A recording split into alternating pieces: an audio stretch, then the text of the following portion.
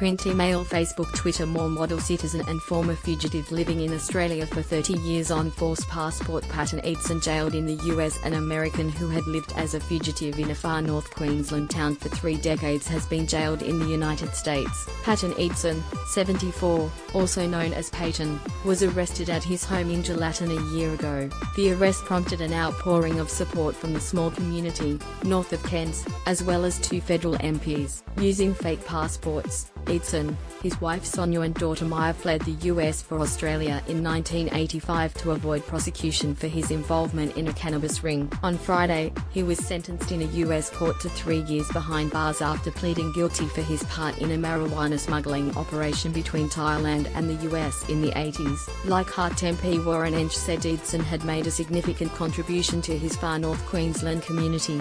Yes, he has a past, we all have a past. He has had the courage to go back and deal with it, and I hope they will consider the time that he spent in detention in Australia as counting towards his sentence, Mr. Ench said. Whatever the outcome is, I just hope that he can maintain his health. He has emphysema, and is well enough to get back to Australia, so he can spend the rest of his days here. My thoughts are with him, and I look forward to sharing a read on the veranda at his house at Gallatin when he arrives.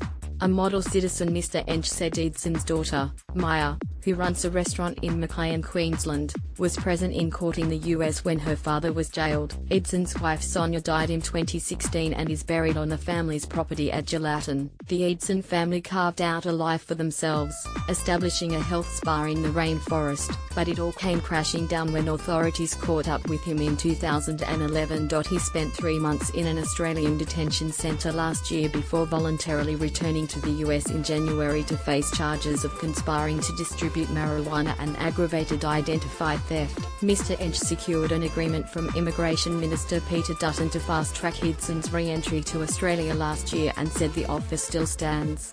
Mr. Dutton said, "Go back, deal with your issues," and he has committed to giving him a visa and giving him residency.